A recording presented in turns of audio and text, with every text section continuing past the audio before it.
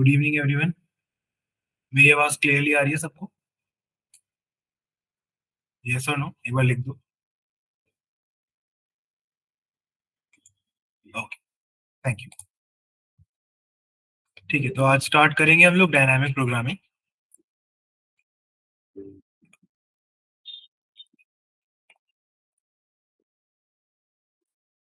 तो सबसे पहले देख लेते हैं डायनामिक प्रोग्रामिंग होती क्या है।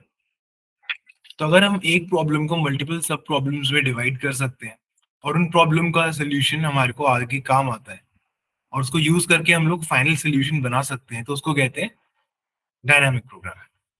अगर एक छोटा सा, अगर हम इसको लिखें तो फॉर्मली लिखेंगे कैसे।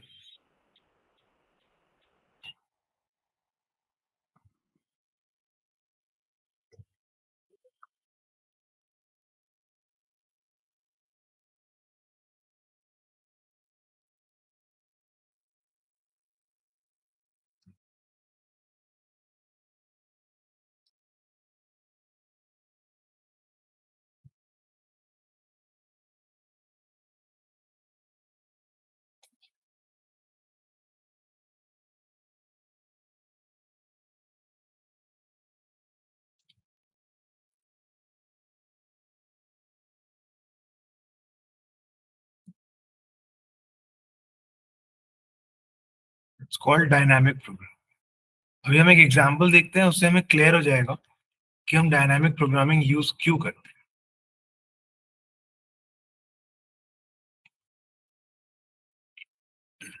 ठीक है, तो देखते हैं हम लोग फिबोनाची नंबर कैलकुलेट करते हैं। ठीक है, फिबोनाची नंबर हम लोग कैलकुलेट करके देखते हैं और उसमें देखते हैं कि हम लोग डायनामिक प्रोग्रामिंग क्यों यूज करते हैं। और फिबोनाची नंबर आपका रिकर्जन से भी कैलकुलेट हो जाता है। फिबोनाची नंबर होता कैसा है, जैसे अगर हमें मान लेते हैं nth फिबोनाची नंबर चाहिए, तो वो कैसा होगा, f of n minus one plus f of n minus to, ऐसा ही होगा। इस रिकर्सिव फॉर्मूले से हम लोग फिबोनाची नंबर कैलकुलेट कर सकते हैं। तो अगर हम इसका रिकर्सिव कोड एक बार बनाएं, ठीक है, वो रिकर्सिव कोड बनाते हैं और देखते हैं कि हम लोग डीपी को यूज कहाँ पे करेंगे। पहले सिंपल रिकर्सिव कोड बनाएंगे, फिर हम डीपी यूज करके उसको ऑप्टिमाइज करने की कोशिश करेंगे।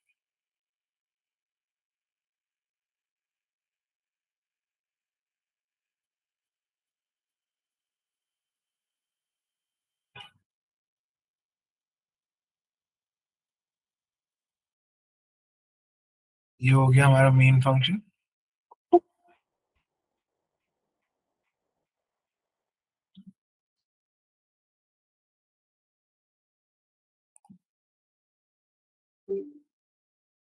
ठीक है, तो यहाँ पे हम लोग एक इंटीजर n ले लेते हैं एज इनपुट।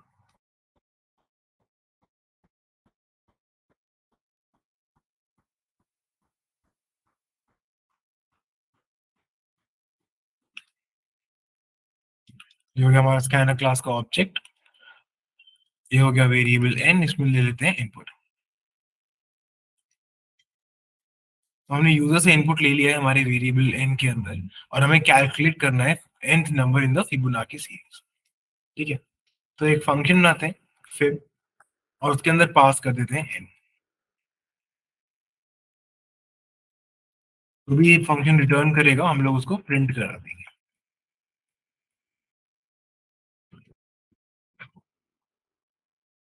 फिर फिबोनाची के लिए और n इसमें सेंड कर देते हैं। ठीक है, तो ये हो गया हमारा मेन फंक्शन कंप्लीट। अब अपना फिबोनाची फंक्शन बनाते हैं। एक रिकर्सिव फंक्शन बनाएंगे हम लोग, देखो किस तरीके का होगा ये।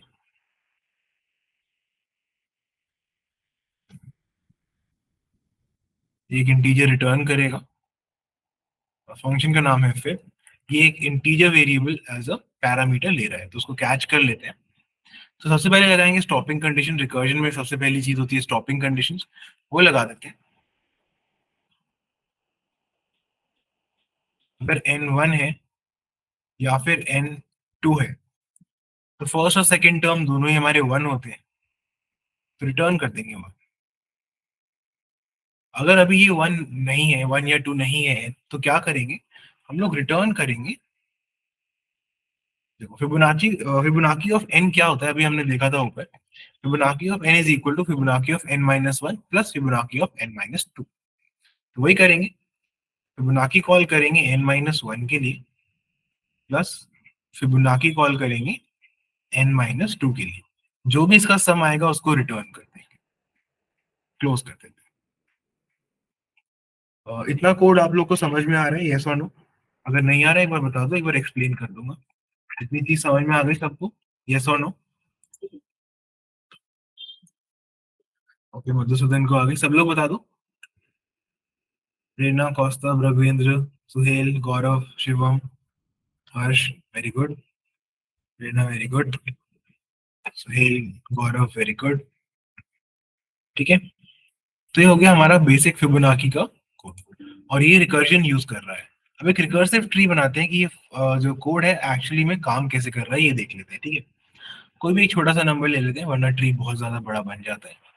मान लेते हैं 5 का ही निकाल रहे हैं हम लोग, 5 का फिफ्थ टर्म कैलकुलेट कर रहे हैं फिबोनाची सीरीज में।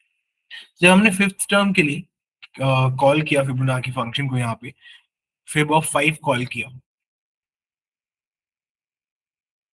तो 5 1 और 2 के बराबर तो नहीं है, तो क्या कॉल होगा? Fibonacci of n-1 plus Fibonacci of n-2। Basically ये क्या कॉल कर देगा? फिबोनाची ऑफ n-1 मतलब 4, और उसमें ऐड करेंगे फिबोनाची ऑफ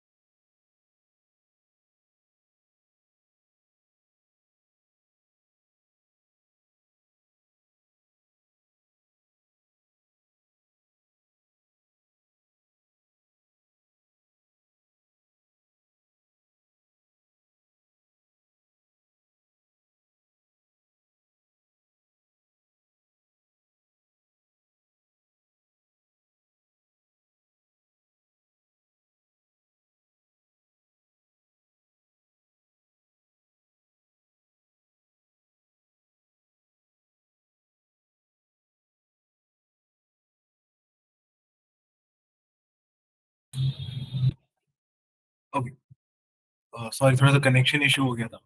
कंटिन्यू करते हैं, मैं स्क्रीन शेयर कर देता हूँ। ऑलराइट,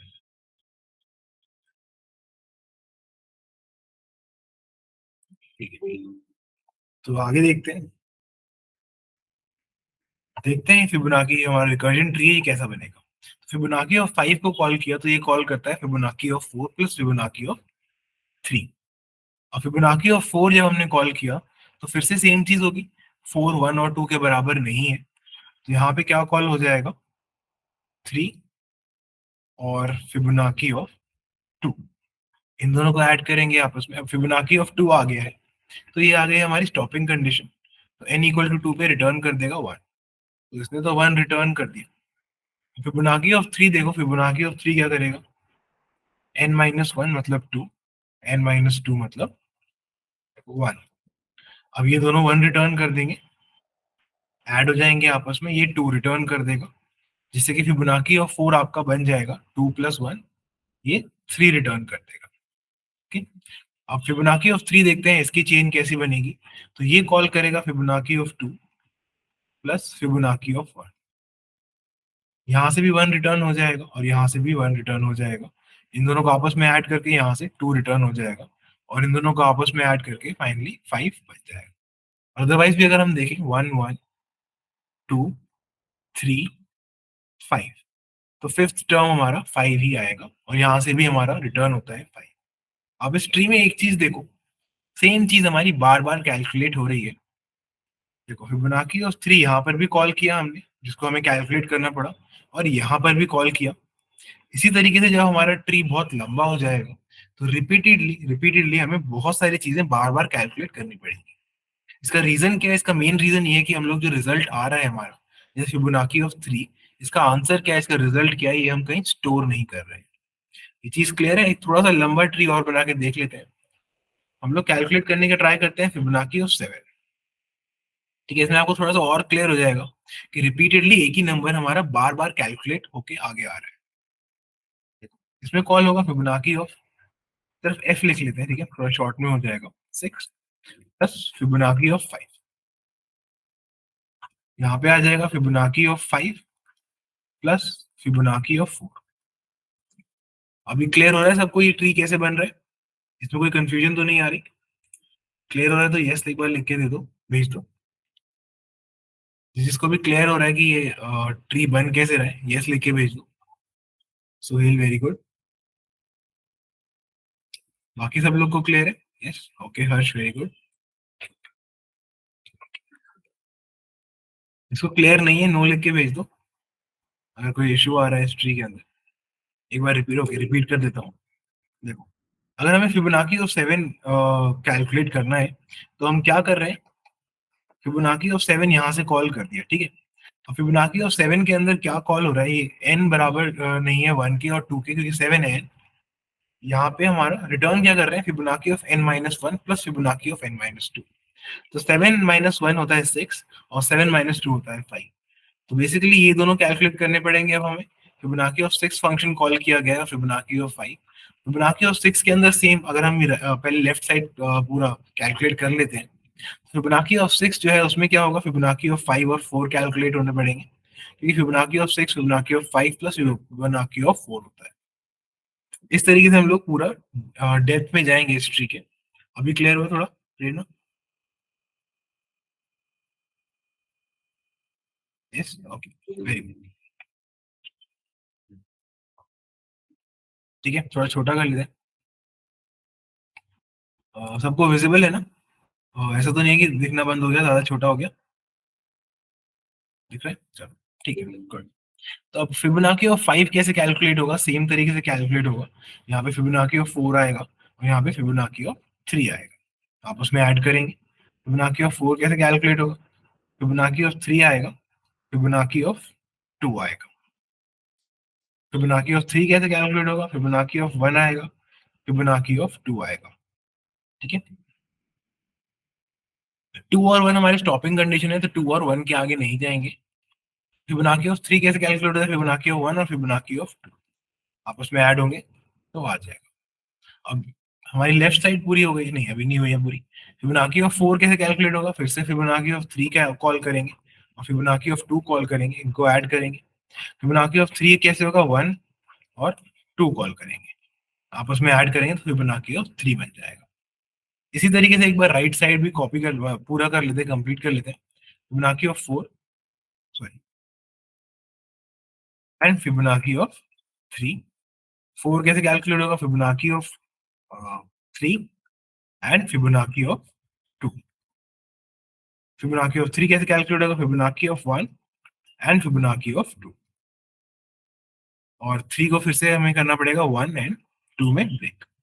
तो इस तरीके का ट्री हमारा बन जाएगा और हमारा फिबोनाकी ऑफ 7 कैलकुलेट हो जाएगा। ये ट्री ऐसा बनेगा, सबको लगता है, सबको समझ में आ गया कि ट्री ऐसा ही बनेगा। इसी तरीके का कॉलिंग पैटर्न रहेगा हमारे फंक्शंस को। ये चीज किस को क्लियर हो गई? यस लिख दो, क्लियर हो गई है तो। ये प्रेरणा को क्लियर हो गई है, बाकी सबको? Harsh very good, Madhusudan very good, Suhail very good.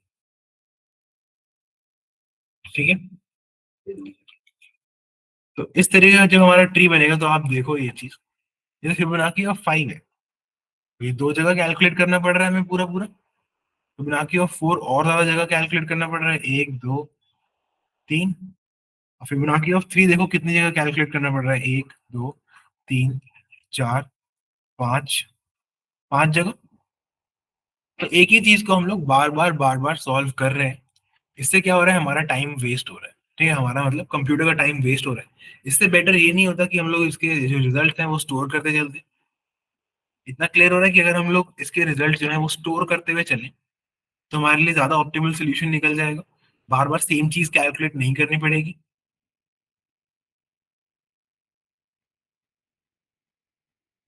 इतना क्लियर है? यस हर्ष, ठीक है वेरी गुड ओके। तो अगर हम इसके रिजल्ट स्टोर करने लग जाएं एक एरे के अंदर तो इसको कहते हैं हम लोग मेमोराइजेशन। मेमोराइजेशन में हम लोग क्या कर रहे हैं, स्पेस कॉम्प्लेक्सिटी बढ़ा रहे हैं, टाइम कॉम्प्लेक्सिटी कम कर रहे हैं। सेम चीज बार बार कैलकुलेट नहीं कर रहे हैं। जो चीज एक बार कैलकुलेट कर ली उसको एक जगह स्टोर करके रख ले रहे हैं जिससे दोबारा कैलकुलेशन करने की जरूरत ना पड़े उसकी। ठीक है, बेसिक सा कॉन्सेप्ट है, इसमें कुछ मुश्किल नहीं है। तो मेमोराइजेशन अगर हमें अपने कोड के अंदर लगानी है, तो एक बार देख लेते हैं मेमोराइजेशन के साथ ही फिबोनाची का कोड बनता कैसे है। सबको समझ में आ गया मेमोराइजेशन क्या होता है? किसी भी कोड के अंदर, जैसे जिसमें रिकर्जन वगैरह चल रहा हो, उसमें अगर आप एक मेमोरी ऐड कर दो जिससे कि आपकी टाइम कॉम्प्लेक्सिटी कम हो सके, उसको हम लोग मेमोराइजेशन कहते हैं।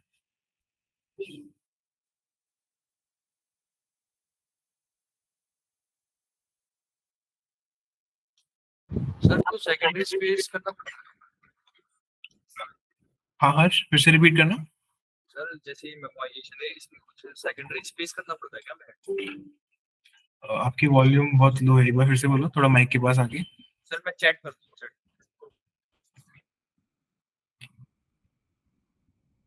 अब लिखो।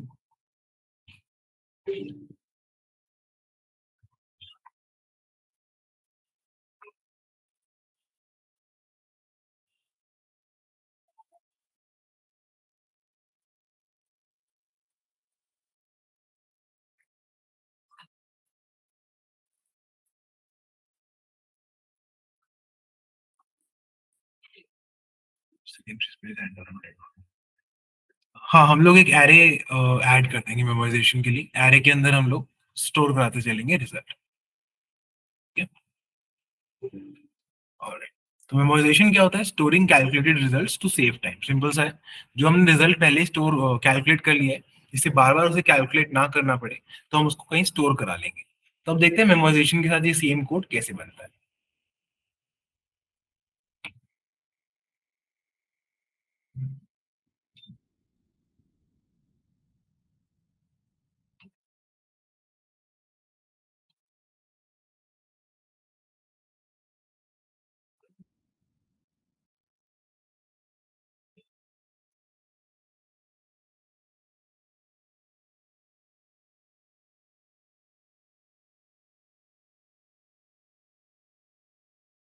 ठीक है, ये हो गया हमारा मेन फंक्शन।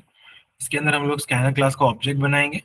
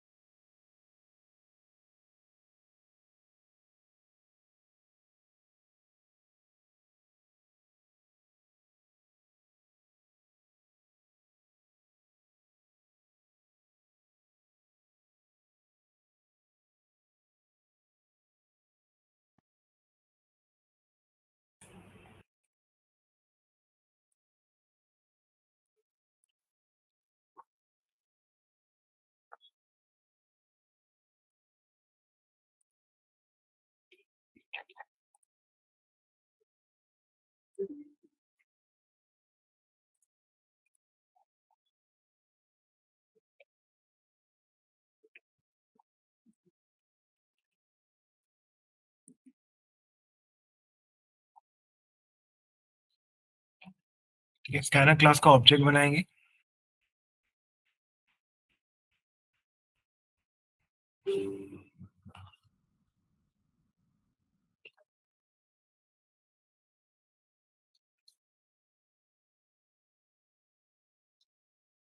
अब इसके बाद क्या करेंगे? इनपुट लेंगे n।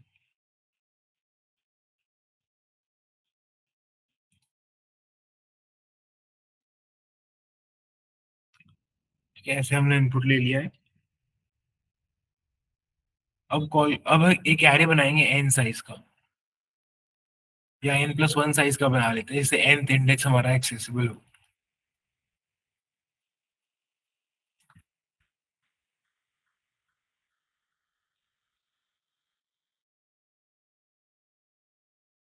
ठीक है, अब कॉल करेंगे फिबोनाची, और जो भी ये रिजल्ट रिटर्न करेगा, फिबोनाची कॉल करके हम क्या करेंगे? इस एरे को फिल कर लेंगे। ठीक है, कोई चीज रिटर्न नहीं करेंगे यहाँ से। और प्रिंट क्या करेंगे?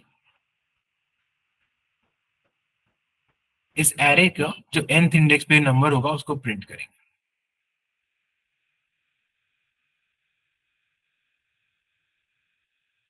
यहाँ पे n+1 आएगा।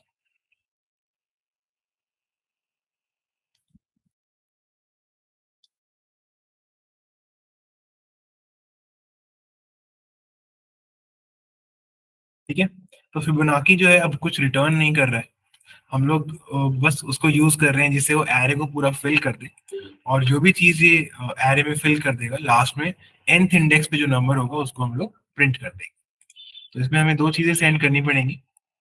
पहले सिर्फ एक नंबर सेंड कर रहे थे, अब हमें एरे भी सेंड करना पड़ेगा, तो एरे भी इसके साथ सेंड कर देते हैं। तो देखते हैं ये फंक्शन कैसे बनेगा।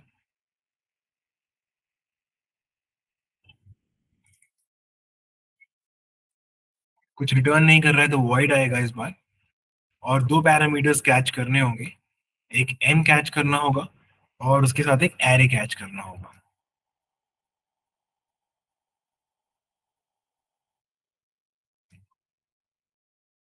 ठीक है,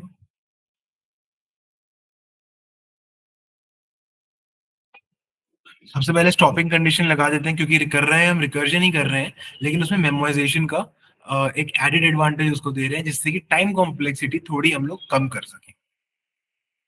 ओके, तो अगर n 1 के बराबर है या फिर n हमारा 2 के बराबर है, स्टॉपिंग कंडीशन तो वही है, रिटर्न कर देंगे 1।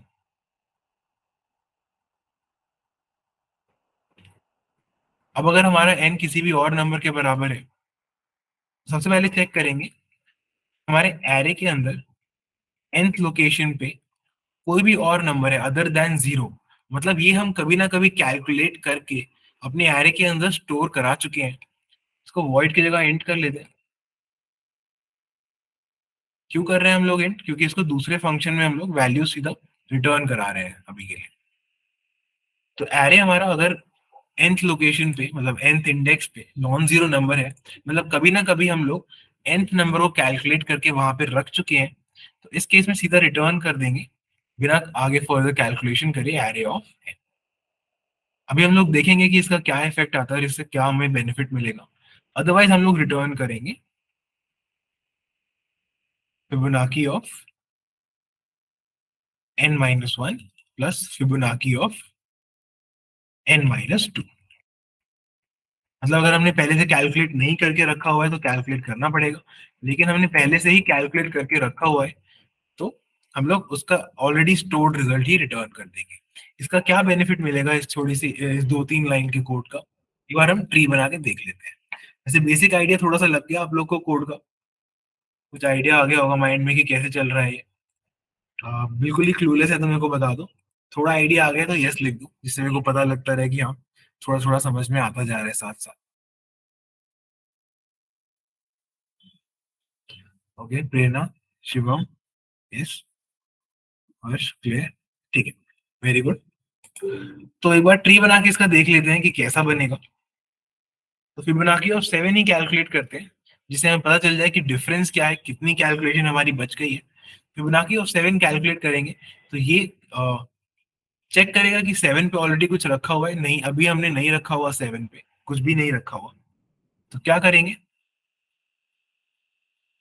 फिबोनाची ऑफ 6 और फिबोनाची ऑफ 5 कॉल करेंगे।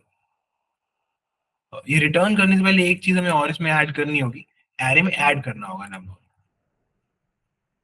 Array of n is equal to this, जो भी रिजल्ट आएगा रिटर्न होगा वो एरे में स्टोर करेंगे, उसके बाद रिटर्न करेंगे एरे ऑफ n। यहाँ पे फंक्शन को क्लोज करते हैं, क्लास को क्लोज करते हैं। ऑलराइट, तो फिबोनाची ऑफ 7 जो है साइड में एक हमारा एरे भी बना लेते हैं। तो एरे हमने 8 साइज का बनाया हुआ है, ठीक है, n+1 साइज का, जिससे 7th इंडेक्स हमारे लिए एक्सेसिबल रहे। 0 1 2 3 4 5 6 7, ठीक है, ये है हमारा एरे। तो अब देखते हैं 7 ऑलरेडी फिल्ड नहीं है तो 7 कॉल करेगा 6 और 5 को। 6 ऑलरेडी फिल्ड नहीं है, 6 कॉल करेगा 5 और 6 पहले कॉल करेगा 5 को, फिर करेगा 4 को बाद में। फिर 5 ऑलरेडी फिल्ड नहीं है, 5 ये कॉल करेगा 4 को और 3 को। 4 और 3 भी मतलब 4 भी फील्ड नहीं है, तो ये कॉल करेगा 3 को और साथ में 2 को। 2 इसको सीधा 1 रिटर्न कर देगा। 3 ऑलरेडी फील्ड नहीं है, तो 3 कॉल करेगा 1 को और 2 को। अब जो 1 और 2 है, ये इनको 1 और 1 रिटर्न कर देंगे, जो कि आपस में ऐड होने के बाद जो थर्ड लोकेशन है हमारी, वहां पे ये 2 फिल कर देगा। ठीक है, पहले देखो, जब फिबोनाची ऑफ 3 कॉल करेगा फिबोनाची ऑफ 1 और 2 को, तो ये दोनों रिटर्न करेंगे 1 और 1, जिनको आपस में ऐड करने के बाद एरे ऑफ 3 में ये 2 फिल कर देगा। 2 हमारा एक जगह फिल हो गया है, और 3 क्या रिटर्न कर देगा? 2 रिटर्न कर देगा फाइनली। अब 4 पे आती है बात, 4 को क्या मिला? 2 और 1। तो 4 पे आज पहले फिल हो जाएगा 3, 2 प्लस 1 3। तो फोर्थ लोकेशन पे भी हमने 3 फिल कर दिया है। हम आगे जाएंगे, 3 यहाँ से रिटर्न हो गया। अब फिबोनाची ऑफ 3, तो फिबोनाची ऑफ 3 ऑलरेडी फिल्ड है, तो आगे कॉल नहीं चलेगा, यही यही जो है रिटर्न कर देगा 2। Fibonacci of 5, 3 plus 2, Fibonacci of 5 में पहले 5 स्टोर होगा, ये रिटर्न करेगा आपको 5। फिबोनाची ऑफ 4 देखो पहले से ही कैलकुलेटेड है, तो ये भी आगे फर्दर ट्री कॉल नहीं करेगा, सीधा 3 रिटर्न करेगा। 5 और 3 मिला के बन जाएंगे 8।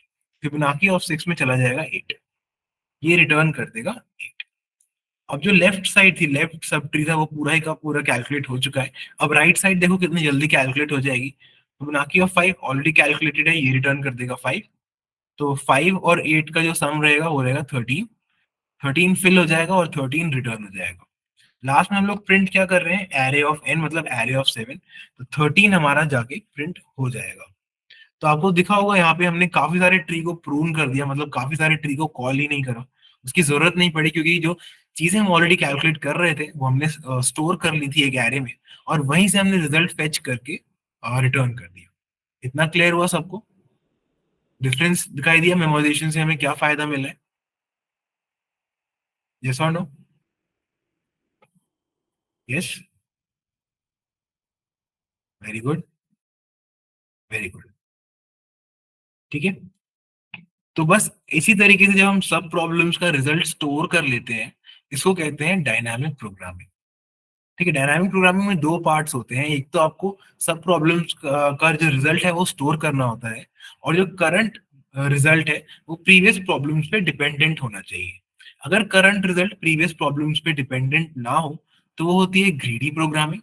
और अगर करंट रिजल्ट प्रीवियस पे डिपेंडेंट हो, तो वो होती है डायनामिक प्रोग्रामिंग। डायनामिक और ग्रीडी में बस इतना ही फर्क है कि वो प्रीवियस आंसर्स पे डिपेंडेंट है या नहीं है। ग्रीडी में आप करंटली जो सिचुएशंस है, सिर्फ उनके हिसाब से आप आंसर आगे बना सकते हो।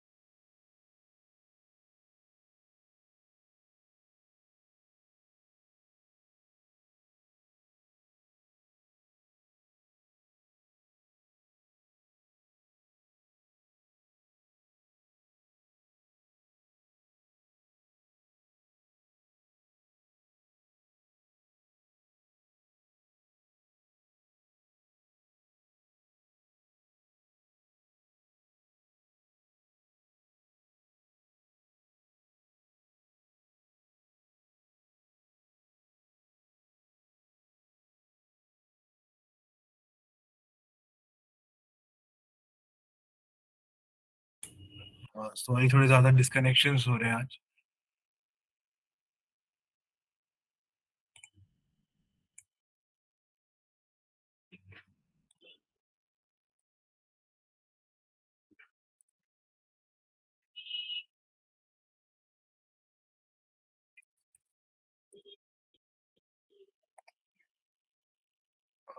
मेरी आवाज आ रही है सबको?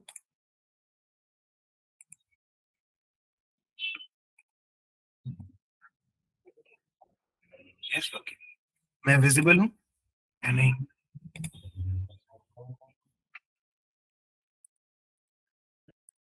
नहीं, ओके, एक सेकंड।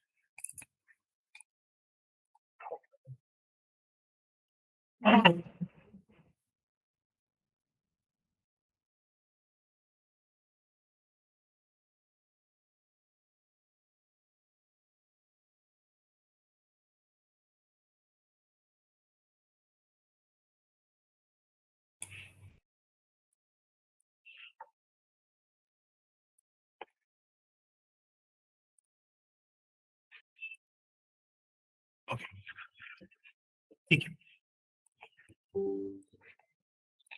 तो मैं आपको बता रहा था कि डिफरेंस क्या होता है ग्रीडी एल्गोरिदम्स में और डायनामिक प्रोग्रामिंग।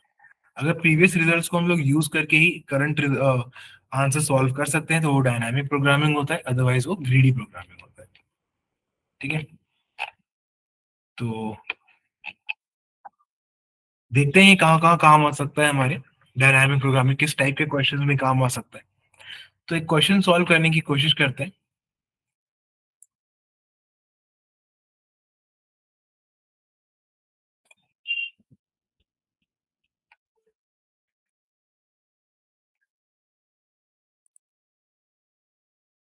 ठीक है, ये हमारा एक क्वेश्चन है, इसको सॉल्व करने की कोशिश करते हैं।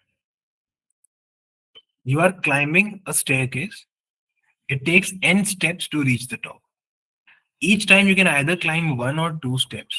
In how many distinct ways can you climb to the top?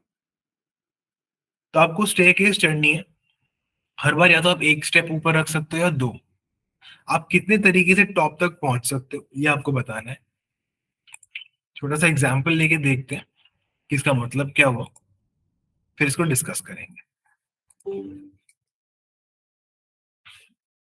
इसका मतलब ऐसा है, हमारे पास कुछ स्टेप्स हैं, एक नंबर दिया हुआ है n, तो हमारे पास n स्टेप्स आ गए। ठीक है, 1 2 3 4 5 और 6। अब कितने तरीके हैं टॉप तक जाने के, हमें ये बताना है। हम यहाँ 0 पर हैं, या तो हम एक स्टेप ले सकते हैं या तो हम दो स्टेप ले सकते हैं। 1 तक आने का एक ही तरीका है, आप एक स्टेप ऊपर आ जाओ, और कोई तरीका नहीं है। अब 2 तक आने के देखो दो तरीके हैं, या तो 1 और 1 स्टेप ले लो, या तो 2 स्टेप ले लो।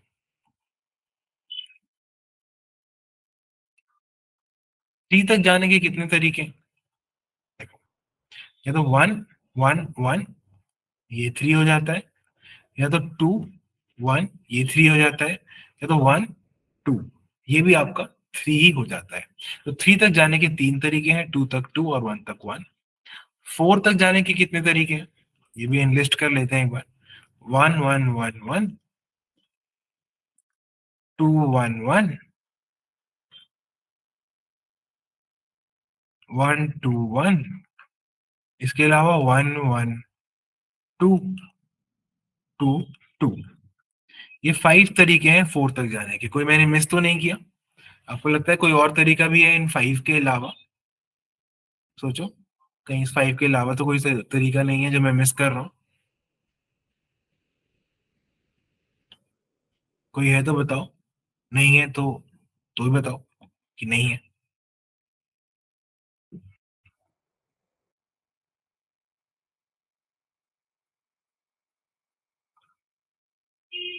नहीं है, ठीक है। तो ये 5 तरीके हैं फोर्थ स्टेप तक पहुंचने के। तो आपको बताना है किसी nth स्टेप तक, तो लंबी सी हमारी स्टेयरकेस है, एन nth स्टेप तक पहुंचने के कितने तरीके हैं आपके पास?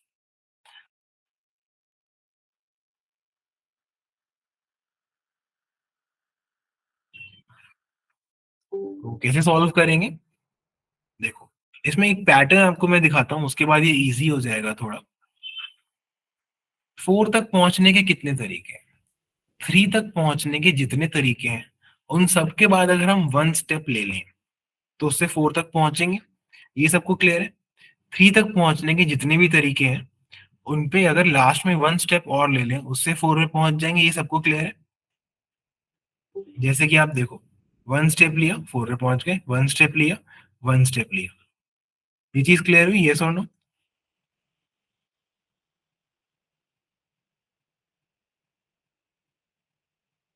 ठीक है, प्रेरणा को क्लियर हो गई, मधुसूदन को क्लियर हो गई, हर्ष को क्लियर हो गई। ठीक है। तो 3 तक पहुंचने के जितने भी तरीके हैं, लास्ट में 1 स्टेप लेंगे तो पहुंच जाएंगे 4 पे। अब आप 1 स्टेप ले सकते हो और 2 स्टेप ले सकते हो। देखो 2 तक पहुंचने के जितने भी तरीके हैं, अगर उसमें लास्ट में 2 स्टेप्स ले लें तो भी हम लोग 4 पे पहुंच जाएंगे। इतना क्लियर हो रहा है?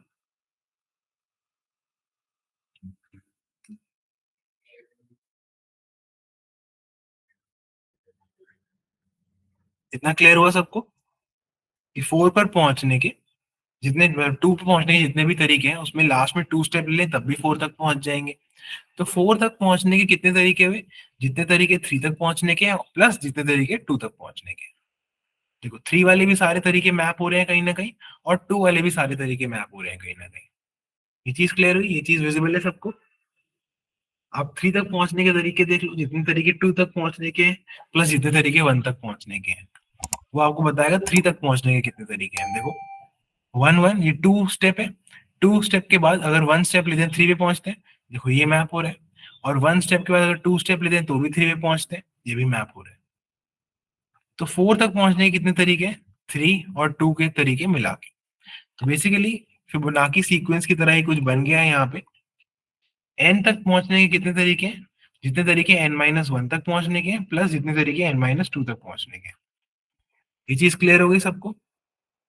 ये पैटर्न दिख गया सबको? कैसे आया ये पैटर्न? ये चीज समझ में आ गई क्लियरली? ठीक है। तो उसमें स्टार्टिंग जो है फिबोनाची की तरह 1 1 से नहीं हो रही है, 1 2 से हो रही है। बस बाकी सारा फिबोनाची की तरह ही आपका चल जाएगा ये। तो एक बार इसको सॉल्व करके देखते हैं। पहले आप मेरे को बताओ 5 तक पहुंचने के कितने तरीके हैं? सिर्फ नंबर चाहिए मेरे को। 5 तक पहुंचने के कितने तरीके हैं? 5th स्टेप पे पहुंचने के? 8। Very good. 5 + 3 8 तरीके हैं हमारे 5th स्टेप तक पहुंचने के लिए। एक्सलेंट। ठीक है, तो इसका भी कोड देख लेते हैं। तो हम लोग इसमें डीपी ही यूज करेंगे, जिससे कि हमें ज्यादा टाइम कॉम्प्लेक्सिटी कम करने पे फोकस रहेगा। तो डीपी ही हम लोग यूज करते हैं। कैसे करेंगे देख लेते हैं। तो यहाँ पे पूरा कोड लिख लेते हैं।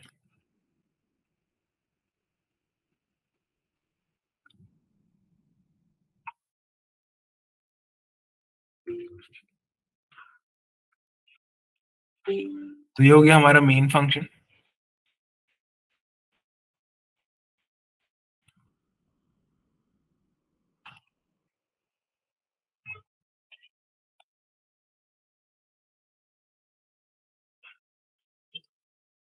ठीक है। अब इस मेन फंक्शन के अंदर हम लोग एक स्कैनर क्लास का ऑब्जेक्ट बना लेते हैं।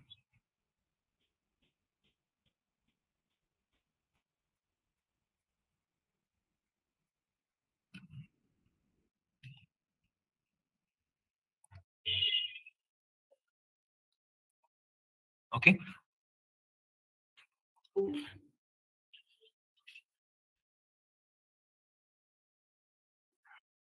अब ये स्कैनर क्लास का ऑब्जेक्ट बनाने के बाद हम लोग n इनपुट ले लेते हैं।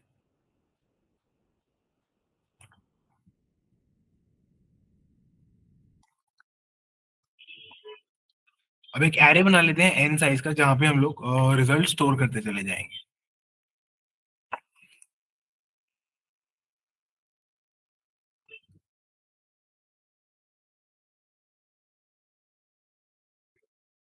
ये बनेगा n+1 साइज का, जिससे nth इंडेक्स हमारा अवेलेबल हो हमारे लिए।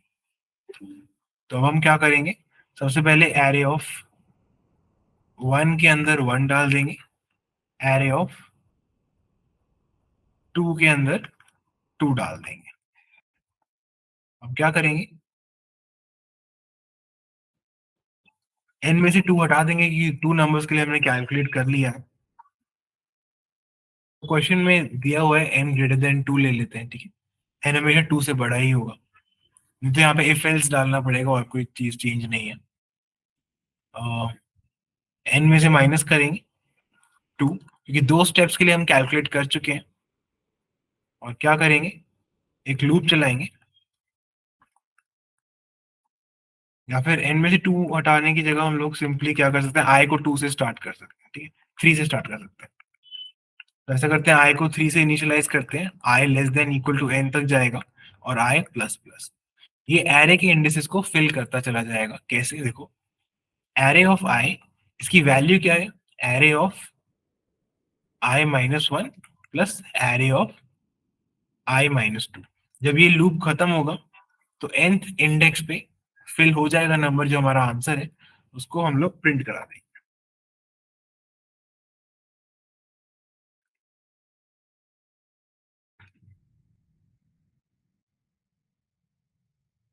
एंड दैट्स इट, कोड को बंद कर देंगे।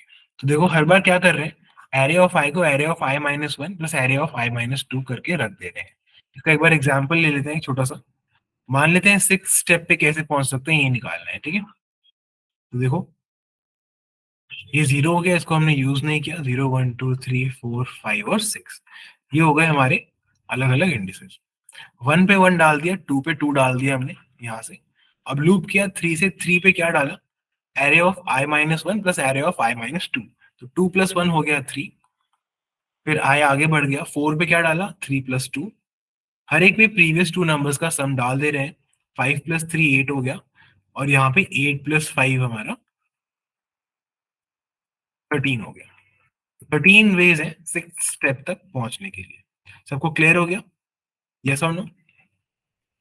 सब लोग टाइप करके बताओ क्लियर हुआ या नहीं हुआ। वेरी गुड हर्ष, बाकी सब, मधुसूदन वेरी गुड, प्रेरणा वेरी गुड, ठीक है। तो ये हो गया हमारा एक क्वेश्चन स्टेप्स वाला। अब दूसरा एक और क्वेश्चन देख लेते हैं। ये था हमारा क्लाइंबिंग स्टेयर्स वाला क्वेश्चन। एक बार इसको यहाँ पे असली में कोड कर लेते हैं। तो यहाँ पे कंडीशन है कि एन जो है वो 1 या उससे बड़ा है। तो सबसे पहले क्या करेंगे, अगर जो एन है वो लेस देन इक्वल टू 2 है तो हम सीधा रिटर्न कर देंगे एन। मतलब बेसिकली 1 के लिए 1 और 2 के लिए 2, ये कर रहे थे। अब अगर ऐसा नहीं है तो एक इंटीजर एरे लेंगे,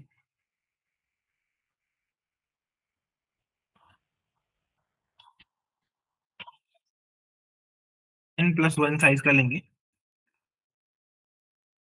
एरे ऑफ 1 के अंदर डालेंगे 1, एरे ऑफ 2 के अंदर डालेंगे 2, और एक फॉर लूप लगाएंगे 3 से, जैसा कि अभी हमने देखा था। 3 से क्यों लगा रहे हैं, 1 और 2 को हम पहले ही फिल कर चुके हैं। I less than equal to n तक जाएंगे, आई प्लस प्लस, और एरे ऑफ आई में हम लोग फिल करेंगे array of i minus one plus array of i minus two. End में एरे ऑफ एन को रिटर्न कर देंगे।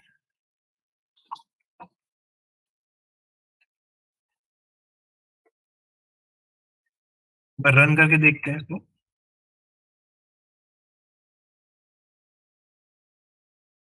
ओके, स्मॉल एन है, कैपिटल एन नहीं है, कैपिटल एन डाल दिया है। ट्रिपल टेस्ट केसेस पास हो रहे हैं, एक बार सबमिट कर लेते हैं। तो आप देखो सारे टेस्ट केसेस हमारे पास हो गए हैं इस क्वेश्चन के। इससे टाइम कॉम्प्लेक्सिटी रिड्यूस नहीं हो पाएगी प्रेरणा। कोई भी डायरेक्ट फॉर्मूला नहीं है जो nth का हमें कैलकुलेट करके दे देगा। इसलिए फिबोनाची में भी आप देखोगे हमेशा, अगर कहीं तक भी आपको जाना है तो आप दो दो नंबर करके स्टोर करते हो और उससे थर्ड नंबर कैलकुलेट करते हो। ऐसा आपका कोई भी फॉर्मूला बन नहीं पाएगा जिससे आप सीधा ही nth नंबर कैलकुलेट कर लो। तो O ऑफ n से कम नहीं हो पाएगी टाइम कॉम्प्लेक्सिटी हमारी। तो हाँ, इससे कम नहीं हो पाएगी, ठीक है। इसको अगर हमें फर्दर ऑप्टिमाइज करना है, इसकी स्पेस कॉम्प्लेक्सिटी कम करनी है, तो पहले मेरे को बताओ इसकी स्पेस कॉम्प्लेक्सिटी है कितनी।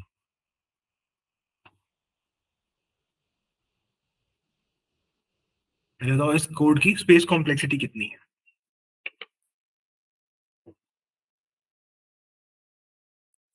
हाँ, स्पेस कॉम्प्लेक्सिटी बढ़ गई है हमारी, correct, O of n, good. अभी हम इसकी स्पेस कॉम्प्लेक्सिटी भी कम कर देंगे और टाइम कॉम्प्लेक्सिटी भी ओ ऑफ एन ही रखेंगे। सबको क्लियर है कि space complexity O of n है, हमने एरे लिया हुआ है एन साइज का, तो space complexity O of n हो जाएगी। क्लियर है सबको? सब लोग बताओ। हर्ष, गौरव, प्रेरणा, मधुसूदन। प्रेरणा ने बता दिया, रघुवेंद्र, वैशाली। क्लियर? ठीक है। ऑलराइट। ठीक है, अभी हम एक तरीका देखेंगे जिससे हमें स्पेस कॉम्प्लेक्सिटी भी हमारी कम हो जाए वापस। तो जरूरी नहीं है कि डायनामिक प्रोग्रामिंग में आपकी स्पेस कॉम्प्लेक्सिटी हमेशा कम हो सके, और इतना करने की आपको किसी भी कोडिंग ग्राउंड में जरूरत पड़ेगी नहीं। थोड़ा सा एक एक्स्ट्रा रिडक्शन है हमारा स्पेस के अंदर, इतना ज्यादा ऑप्टिमाइज करने की आपको जरूरत पड़ेगी नहीं। तो इसमें क्या कर रहे हैं देखो, अगर हमें बार बार क्या करना है, अगले नंबर के लिए प्रीवियस दो नंबर ही स्टोर करने हैं। ये चीज क्लियर है? पूरी सीरीज तो स्टोर करनी नहीं है, कोई भी नंबर कैलकुलेट करने के लिए पीछे के दो नंबर्स ही चाहिए। तो हम लोग क्या करेंगे, पूरी सीरीज स्टोर करेंगे ही नहीं, हमेशा पीछे के दो नंबर्स ही स्टोर करके रखेंगे। तो कैसे करेंगे देखो, मैं आपको यही करके दिखाता हूँ।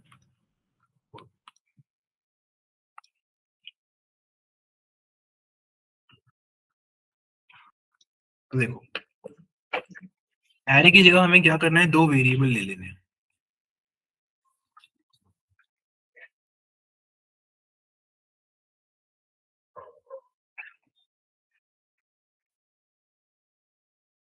ठीक है, दो वेरिएबल हमने ले लिए। अब हर बार क्या करेंगे, हमें प्रीवियस दो नंबर से ही अगला नंबर बनाना है। एक वेरिएबल और ले लो। अब जो सी है इसकी वैल्यू क्या रखेंगे हम लोग, स्टार्टिंग में कुछ भी जीरो रख लो, जो भी रख लो। ए प्लस बी, पिछले दो नंबर्स का सम हमारा सी के अंदर आ चुका है। तो एक चीज देखो यहाँ पे, हमने वन और टू से शुरू किया, ठीक है। ये है ए बी सी, इनकी वैल्यूज देख लेते हैं। ये वन से शुरू किया, ये टू से शुरू किया। सी की वैल्यू क्या हो गई, वन प्लस टू, जो कि होती है थ्री। ठीक है, थ्री हो गई वैल्यू। अब क्या करेंगे, प्रीवियस टू नंबर्स कौन से, अब हमें बनाना है अगला नंबर। अगला नंबर कैसे बनेगा, ए में क्या डालेंगे, ए में डालना है टू और बी में डालना है थ्री, क्योंकि अब ये दोनों प्रीवियस नंबर्स है। तो पहले ए इक्वल टू बी करेंगे, ये बन जाएगा टू, फिर बी इक्वल टू सी करेंगे, ये बन जाएगा थ्री। अगले आइट्रेशन में सी की वैल्यू क्या हो जाएगी, ए प्लस बी, ये बन जाएगा थ्री प्लस टू फाइव। तो बेसिकली क्या कर रहे हैं, हर आइट्रेशन के अंदर c equal to a plus b कर रहे हैं, और साथ में अपने ए और बी की वैल्यूज भी अपडेट कर रहे हैं, क्योंकि ए और बी हमारे प्रीवियस टू नंबर्स होने चाहिए। जब ये बार बार आइटरेट करेगा तो हमारी इसी तरीके से वैल्यू आगे चलती जाएगी। एक बार और देख लेते हैं। हमने सी की वैल्यू निकाल ली, ए प्लस बी, अब ए की वैल्यू निकाल लो बी के बराबर, और बी की वैल्यू हो गई सी के बराबर, और सी की वैल्यू हो गई ए प्लस बी। फिर से ए इक्वल टू बी कर दो, बी इक्वल टू सी कर दो, सी की वैल्यू हो गई ए प्लस बी। सबको क्लियर हो गया क्या कर रहे हैं हम इसमें? यस और नो? क्लियर है? ठीक है। अब इसमें देखो, हमारा एरे भी हट चुका है, एरे भी हमने यूज नहीं किया। दो वेरिएबल्स हैं, तो हमारी जो टाइम स्पेस कॉम्प्लेक्सिटी है वो ऑफ वन पे ही आ जाती है वापस।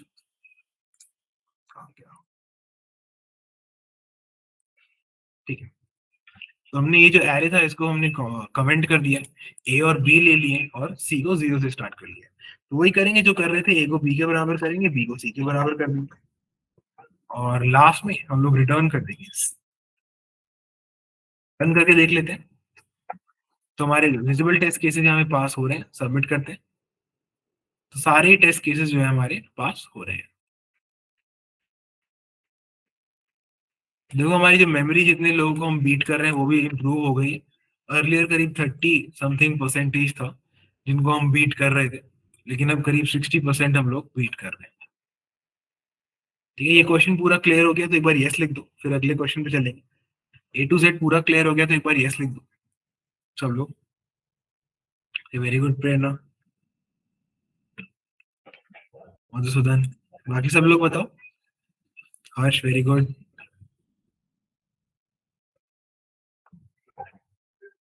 ठीक है, तो नेक्स्ट क्वेश्चन की तरफ चलते हैं।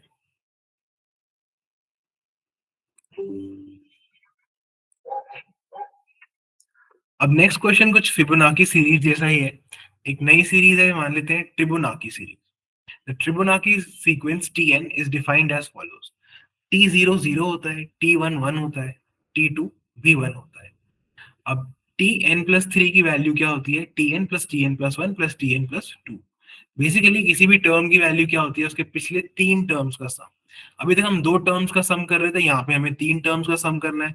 एग्जैक्टली वैसे ही करेंगे जैसे हमने दो टर्म्स का सम किया था, बस में एक तीसरा टर्म और स्टोर करने लग जाएंगे साथ में। देखो इसको कैसे करेंगे, एकदम सेम तरीका है। एन हमारा जीरो भी हो सकता है, तो ये जीरो टर्म है। तो अगर एन हमारा less than equal to one है तो हम लोग रिटर्न करेंगे एन, मतलब जीरो पे जीरो, वन पे वन। और अगर हमारा एन इक्वल टू टू है तो भी हम रिटर्न करेंगे वन। तो ये हो गई हमारी बेस कंडीशन। ठीक है, जीरो पे और वन पे वन रिटर्न करना है, और टू पे हमें, सॉरी, टू पे भी हमें वन ही रिटर्न करना है। ठीक है, जीरो पे जीरो, वन पे वन और टू पे भी वन, हमने ये रिटर्न कर दिया है। अब जैसे हमने वहां पे दो इंटीजर लिए थे, क्योंकि हमें पिछले दो वेरिएबल, मतलब दो वैल्यूज चाहिए थी अगले सीक्वेंस में नेक्स्ट नंबर कैलकुलेट करने के लिए, पीछे पीछे की दो वैल्यूज चाहिए थी। इस बार क्या करना है, हमें पीछे की तीन वैल्यूज चाहिए, तो तीन इंटीजर ले लेंगे, ए बी सी, और एक न्यू वेरिएबल लेंगे अगला कैलकुलेट करने के लिए, डी। वो ए की वैल्यू है स्टार्टिंग में जीरो, बी की है वन, सी की भी है वन, और डी को भी जीरो से इनिशियलाइज कर लेते हैं। तो एक फॉर लूप चलाते हैं। देखो स्टार्टिंग की तीन वैल्यूज कैलकुलेट हो चुकी हैं, हमें चौथी वैल्यू से स्टार्ट करना है। जीरो वन और टू कैलकुलेट हो गए, और जीरो वन टू, तो थ्री से ही स्टार्ट करना है हमें। Int i equal to three, i less than equal to n, i plus. ठीक है, क्योंकि इसमें जीरोथ इंडेक्स है तो जीरो वन और टू कैलकुलेट हुए, हमें थ्री से स्टार्ट करना है। थर्ड की वैल्यू क्या होगी? D equal to a plus b plus c. अब हमें तीनों को एक एक आगे बढ़ाना है, ए को भी, बी को भी, सी को भी। A equal to B, B equal to C, C equal to D. पहले क्या था, दो ही वेरिएबल से दोनों को आगे बढ़ा रहे थे, तो क्या कर रहे थे हम लोग? ए को बी के बराबर कर रहे थे, बी को सी के बराबर कर रहे थे। लेकिन यहाँ पे चार वेरिएबल है, तो ए को बी के बराबर करेंगे, बी को सी के, और सी को डी के। इस तरीके से चलता रहेगा, लास्ट में रिटर्न कर देंगे डी। रन करते हैं, विजिबल टेस्ट केसेस पास हो गए, सबमिट करते हैं। सारे टेस्ट केसेस पास हो गए हैं। सबको क्लियर हो गया क्या अप्रोच है इसमें? यस और नो, अप्रोच क्लियर हो गई?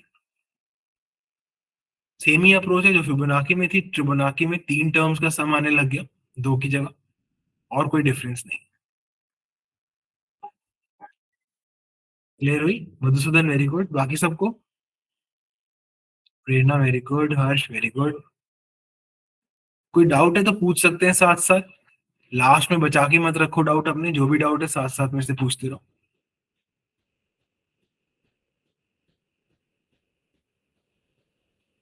ठीक है, तो आगे देखते हैं क्या करना है। अच्छा, इसके इसका स्पेस और टाइम कॉम्प्लेक्सिटी बता दो कोई भी। स्पेस और टाइम कॉम्प्लेक्सिटी बता दो इस कोड का।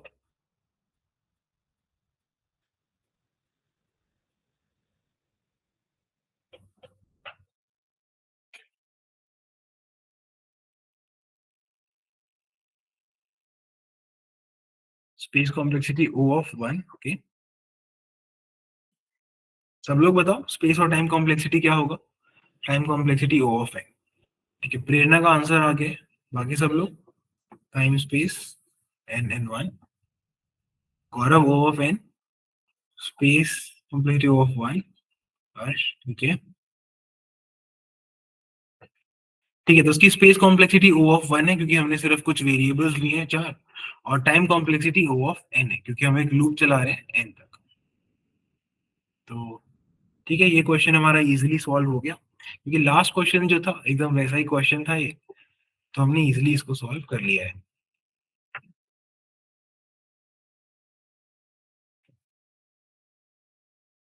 ठीक है, अब अगले क्वेश्चन के ऊपर चलते हैं। अगला क्वेश्चन क्या है? इस सब सीक्वेंस। पहले समझ लेते हैं क्वेश्चन क्या है, फिर देखते हैं इसके अप्रोचेस क्या क्या हम लगा सकते हैं। Given two strings s and t, return true if s is a subsequence of t or false otherwise। ठीक है, अगर एस टी की सब सीक्वेंस है तो ट्रू रिटर्न करना है, नहीं तो रिटर्न करना है फॉल्स। तो सबसे जरूरी इसमें क्या है कि हमें पता हो कि सब सीक्वेंस होती क्या है। इस उसकी डेफिनेशन इन्होंने खुद से ही दे रखी है, एक बार रीड कर लेते हैं. A subsequence of string is a new string that is formed when the original formed from the original string by deleting some can be none of the characters without disturbing the relative position of the remaining characters, which is ace is a subsequence of a b c d e while a e c is not. ठीक है, तो हम लोग जो characters हैं उसी order में लेंगे, बीच के कुछ कैरेक्टर्स मिस भी कर सकते हैं लेकिन ऑर्डर चेंज नहीं कर सकते. जैसे अगर एस है तो A B C D E के अंदर ए सी ई हमें दिख रहा है लेकिन ए ई सी नहीं आ सकता, ऑर्डर नहीं चेंज हो सकता. क्लियर हुआ सबसीक्वेंस क्या होती है? यस और नो? सबको क्लियर हो गया सबसीक्वेंस होती क्या है? क्लियर हो गया? Very good. गुड. ठीक है,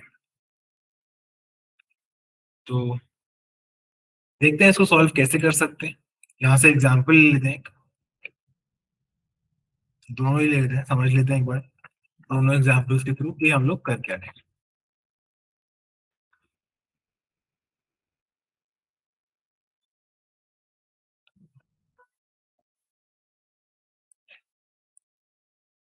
ठीक है, तो ये हो गए हमारे दोनों एग्जाम्पल्स. एक बार देख लेते हैं. ए बी सी ढूंढना है हमें A H B G D C के अंदर से. तो जैसे आप देख सकते हो ए यहाँ मिल गया, बी जो है हमारा नेक्स्ट यहाँ मिल गया, सी जो है वो यहाँ मिल गया. तो बन तो सकता है, आंसर इसका ट्रू ही है, लेकिन ये बनेगा कैसे? देखो क्या करेंगे हम लोग, इसकी अप्रोच देख लेते हैं. एकदम सिंपल सी अप्रोच है इसकी.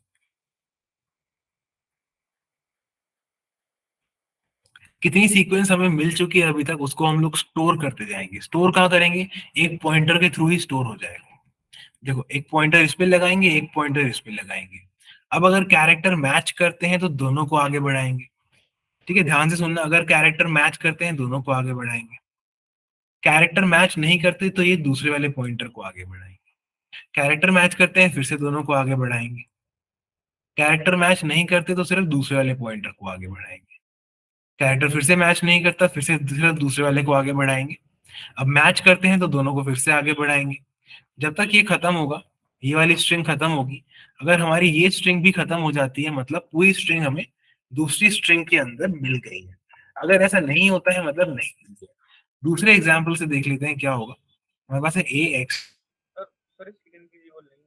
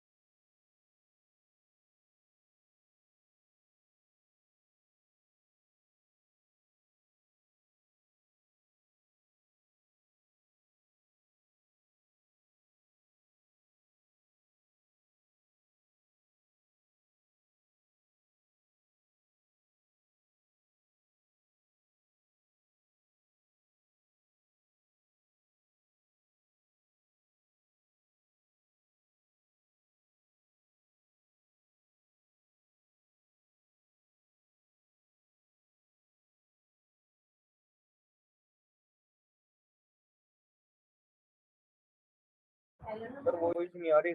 आप म्यूट हो. अब आ रही? मेरी आवाज आ रही है? ठीक है, ओके. तो हम देख रहे थे कि दूसरे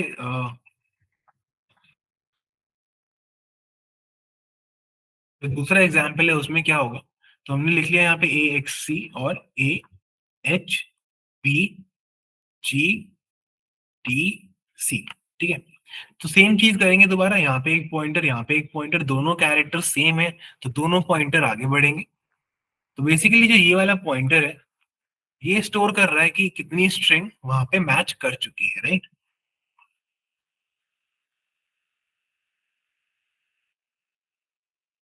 चलो अब दोनों अलग अलग कैरेक्टर हैं, तो सिर्फ अगला वाला जो है पॉइंटर आगे बढ़ेगा। अभी भी अलग अलग है, अभी भी अलग अलग है, अभी भी अलग अलग है, और ये स्ट्रिंग खत्म हो गई। क्या ये स्ट्रिंग भी खत्म हुई? नहीं हुई। इसका मतलब ये वाली स्ट्रिंग इसके अंदर नहीं मिली। तो इस लॉजिक के थ्रू हम लोग इस पर्टिकुलर क्वेश्चन को कोड करेंगे। कैसे करेंगे देख लेते हैं।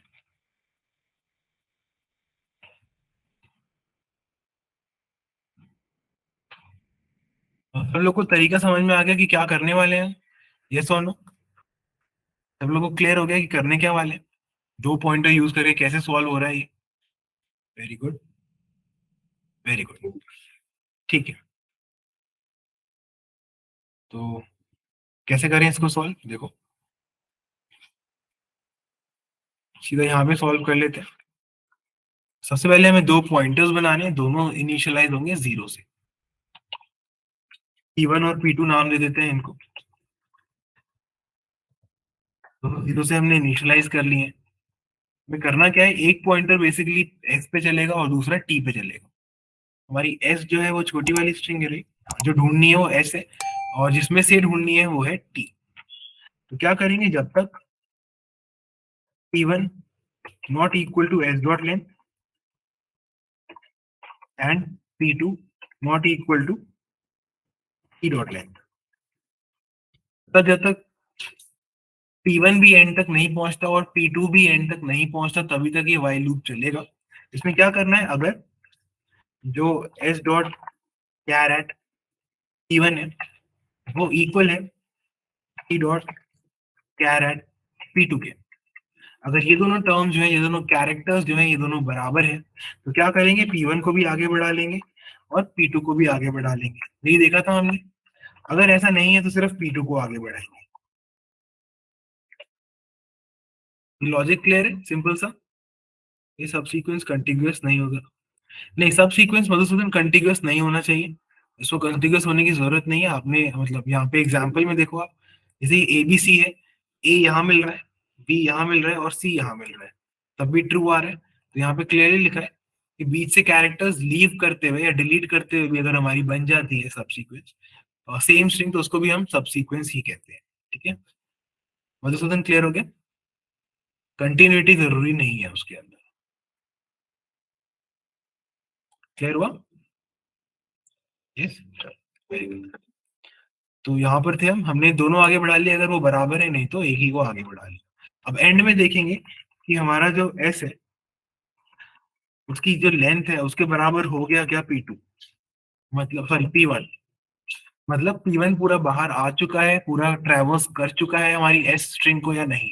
अगर नहीं ट्रैवर्स किया तो मतलब स्ट्रिंग नहीं मिली, अगर कर चुका है तो मतलब मिल गई। तो यहाँ पे रिटर्न करेंगे ट्रू और नीचे रिटर्न करेंगे फॉल्स। एक बार रन करके देखते हैं। तो विजिबल टेस्ट केसेस पास हो गए हैं, हिडन टेस्ट केसेस भी हमारे सारे पास हो गए हैं।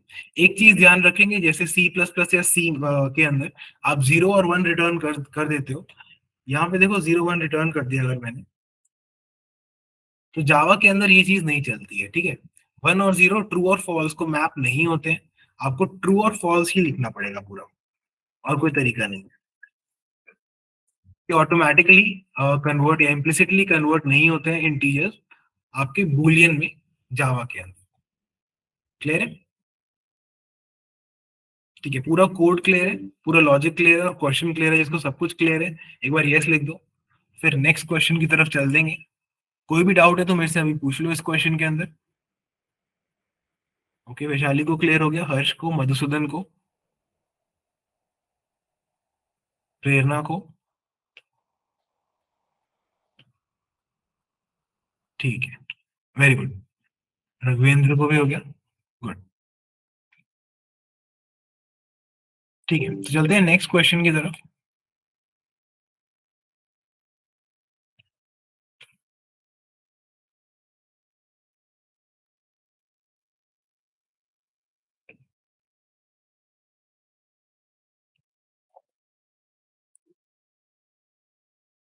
ठीक है, get maximum in generated array. ये क्वेश्चन समझ लेते हैं। थोड़ा क्वेश्चन ये जो है डिफिकल्ट है, आसान नहीं है। मतलब समझना आसान नहीं है, सॉल्व करना आसान है अगर समझ में आ गया। इसकी वर्डिंग थोड़ी सी डिफिकल्ट है। देख लेते हैं कर क्या रहे हैं हम इसमें। You are given an integer n, a zero index integer array nums of length n plus 1 is generated in the following way। आपको n दिया हुआ है और n plus 1 साइज का एरे बन रहा है, ठीक है। करना क्या है, nums of zero nums of one आपका डिसाइडेड है, जीरो और वन रहेगा। तो नम्स ऑफ जीरो जीरो रहेगा, नम्स ऑफ वन वन ही रहेगा।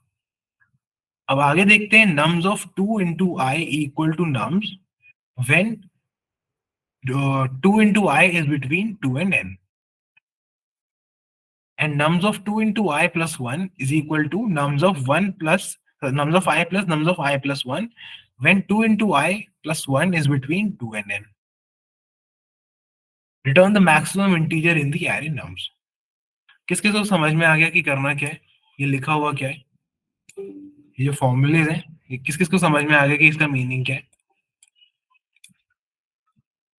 यस या नो लिख के बताओ मेरे को, किस किस को समझ में आया कि ये क्या हो रहा है।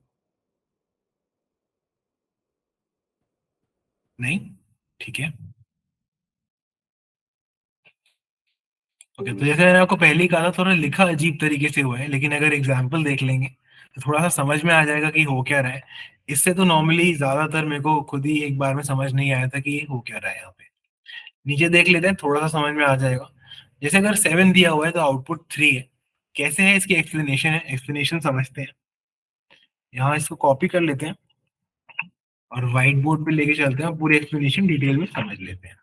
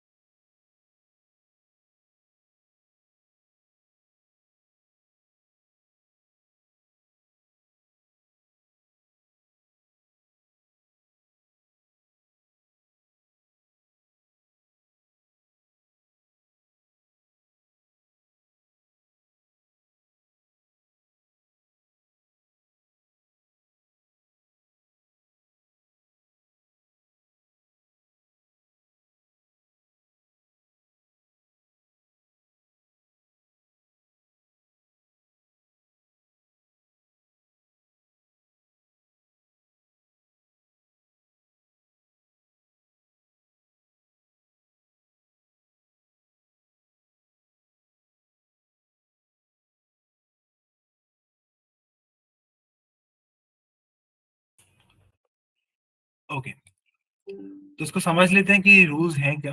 देखो, नम्स ऑफ जीरो में तो नम जीरो ही है, नम्स ऑफ वन के अंदर आपका वन ही रखा हुआ है। अब यहाँ देखते हैं नम्स ऑफ टू के अंदर क्या है, क्योंकि टू इंटू वन आप ऐसे टू बना सकते हो, टू मल्टीप्लाइड बाय वन करके, और वन ऑलरेडी हमारा पीछे आया हुआ नंबर है, तो टू इंटू वन करके टू बना सकते हो। तो नम्स ऑफ आई ही डलेगा इसमें, तो वन ही डलेगा इसमें।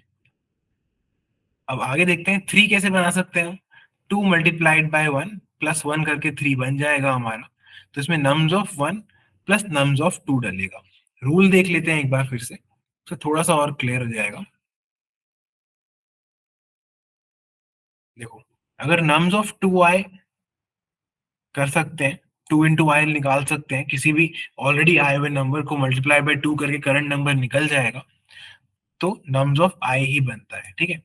लेकिन nums of two i plus one है, अगर nums of two i plus one करना पड़ रहा है, तो ये nums of i plus nums of i plus one बन जाता है। वही चीज हम लोग यहाँ पे कर रहे हैं। जब टू है तो टू इंटू वन करके तो हमारा पूरा टू बन जाता है, तो नम्स ऑफ आई है। और two into one plus one करना पड़ता है थ्री लेने के लिए, तो nums of i plus nums of i plus one, मतलब नम्स ऑफ आई और नम्स ऑफ वन और नम्स ऑफ टू को ऐड करके वन प्लस वन टू डाल दिया हमने। तो बेसिकली पहला नंबर जीरो है, फिर वन है, फिर से आपका वन आ जाता है, फिर टू आ जाता है। अगला नंबर देखते हैं, नम्स ऑफ 4 बनाना है, 3 तक बन गया हमारा। तो 4 कैसे बन सकता है, 2 इंटू टू करके 4 बन सकता है।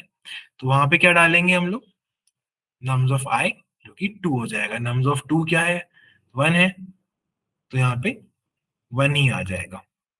अब 5 कैसे बना सकते हैं हम लोग, देखो 5 2 इंटू टू प्लस 1 करके बना सकते हैं।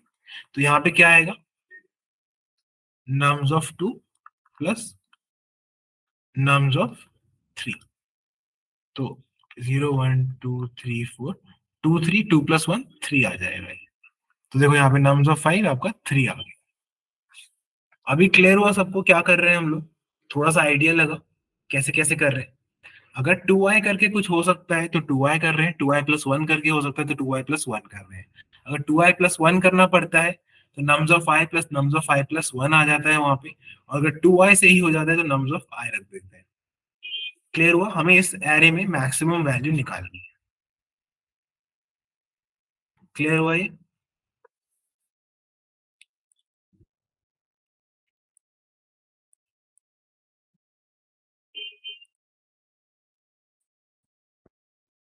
नहीं?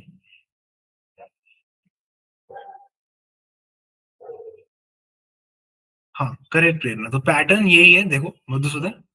अगर इवन नंबर आता है तो अपॉन 2 करके हम लोग निकाल सकते हैं कि कौन सा नंबर रखना है।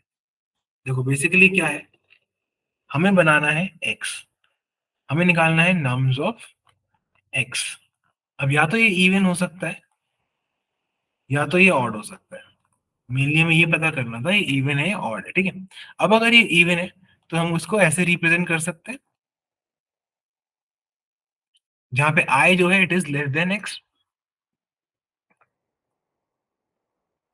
ये चीज सबको क्लियर है, ये और नो, क्लियर है मधुसूदन, क्लियर है? यस, ठीक है। तो इस केस में आप क्या रखोगे, वैल्यू नम्स ऑफ आई रखोगे। अब दूसरा केस है ऑड, यहाँ पे क्या कर सकते हो, नम्स ऑफ 2i प्लस 1 ऐसे रखना पड़ेगा, where i is less than x। ऐसे रिप्रेजेंट कर सकते हैं किसी भी ऑड नंबर को। इस केस में आप क्या रखोगे, nums of i plus nums of, sorry, i plus. Clear हुआ, यस और नो, क्लियर हो गया? ठीक है, वेरी गुड। तो बस इस तरीके का एरे बना लेंगे और इसमें से मैक्सिमम निकाल लेंगे। कैसे करेंगे एक बार देख लेते हैं।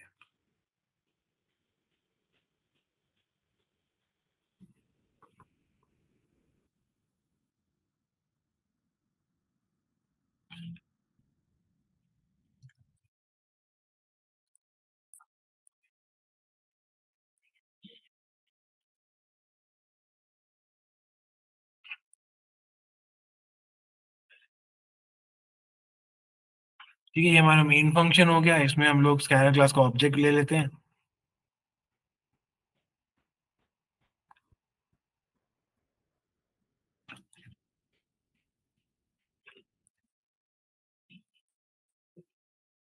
अब एक इनपुट ले लेते हैं n।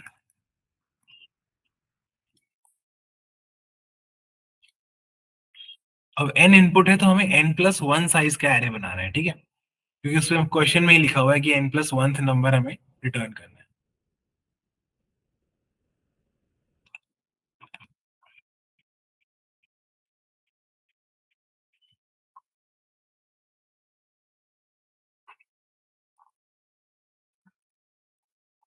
स्टार्टिंग वैल्यू की वैल्यूज देनी पड़ेगी यहाँ पे। 0 पे हमने रखा हुआ है, इसे चेक कर लेते हैं, मैं भूल गया खुद ही। 0 पे 0 और 1 पे 1 हो गया।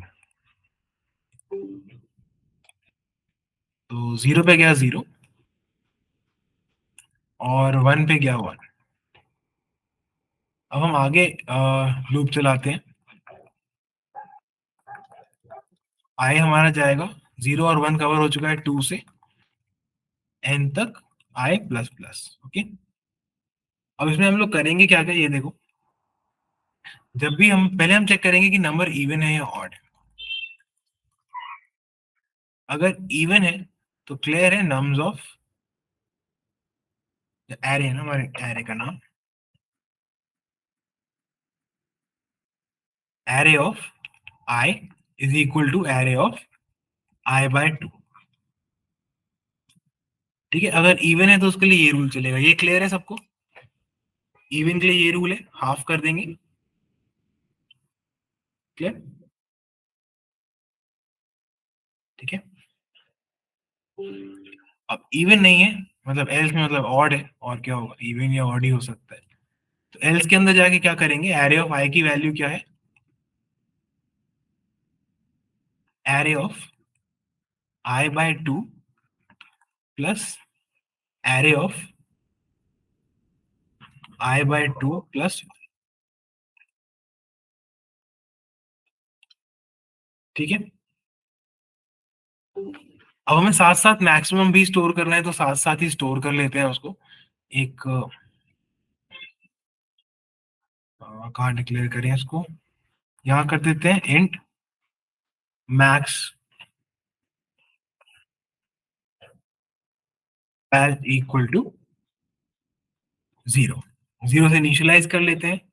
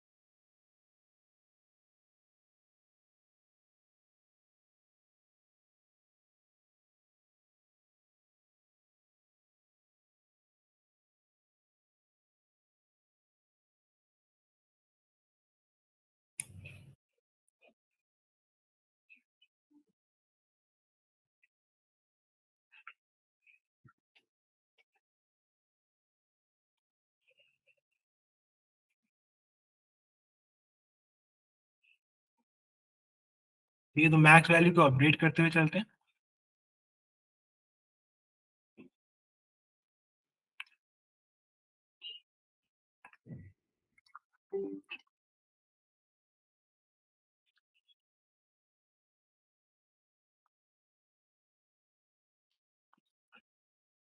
जब ये फॉर लूप खत्म होगा मैक्सिमम वैल्यू मैक्स वैल में आ जाएगी, इसको हम लोग प्रिंट कर देंगे।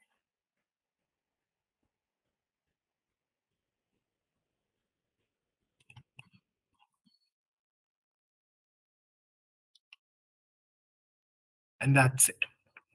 ये कोड समझ में आ गया सबको, यस और नो? असली में एक बार कोड करके देख लेते हैं आईडी पे। आ गया, वेरी गुड। तो लीड कोड में असली में कोड करके देख लेते हैं।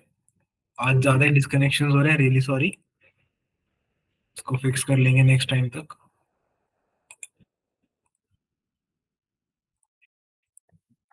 ठीक है, तो जो हमारा एन है वो 0 भी हो सकता है, 0 से आगे कुछ भी हो सकता है। तो सबसे पहले बेस कंडीशन डाल लेते हैं।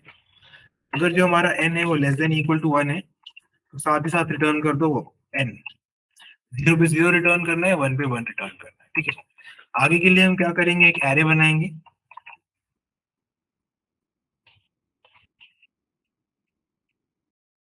वन साइज का फॉर लूप चलाएंगे। उससे पहले हम लोग क्या करेंगे, एरे के 0th इंडेक्स पे 0 रखेंगे, एरे के फर्स्ट इंडेक्स पे 1 रख देंगे, और एक वेरिएबल बना लेंगे मैक्स वैल। 0 से इनिशियलाइज कर लेते हैं, i equal to i less than equal to n i plus plus. Check करेंगे कि अगर आई इवन है, इवन है तो क्या करेंगे, array of i equal to array of i by 2 और अगर ऑड है, मतलब हम एल्स के अंदर है, मतलब ऑड है आई, तो array of i equal to array of i by two plus array of i by two plus one. इन दोनों का सम जाके एरे ऑफ आई में डाल देंगे। यहाँ पे क्या करेंगे हम लोग, इन मैक्स वैल्यू को अपडेट करेंगे।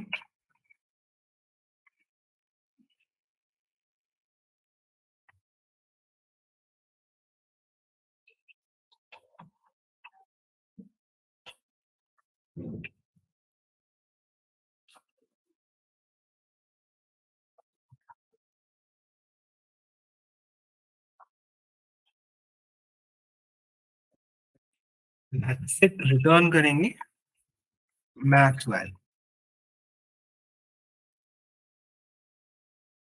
एन, ओके एन स्मॉल है इसमें भी,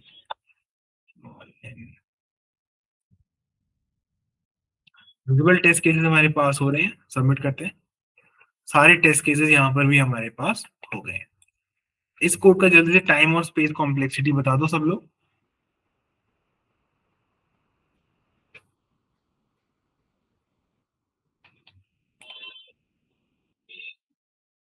सब लोग जल्दी से इसकी स्पेस और टाइम कॉम्प्लेक्सिटी बता दो, ध्यान से बताना।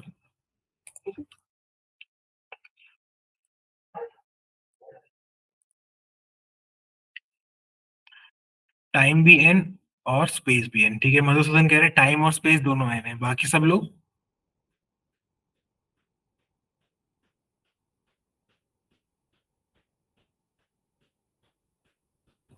दोनों ओ ऑफ एन है, correct, very good, very good. ठीक है, आगे की क्लास हम लोग नेक्स्ट टाइम कंटिन्यू करेंगे।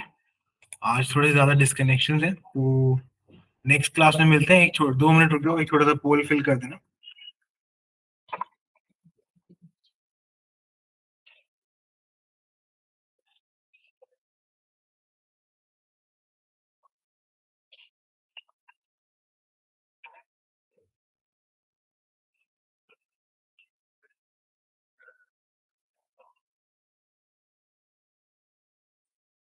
ठीक है, मैंने एक पोल लॉन्च किया, सब लोग उस पर वोट कर दो जल्दी से।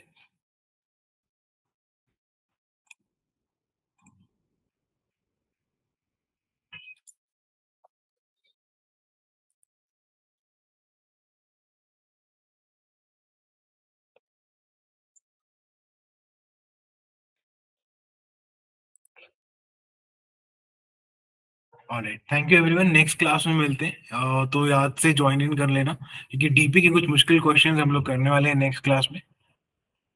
ऑल द बेस्ट, और करते रहो कुछ महीने और मेहनत, जरूर सबकी जॉब लग जाएगी, don't worry. Alright, bye bye, good night.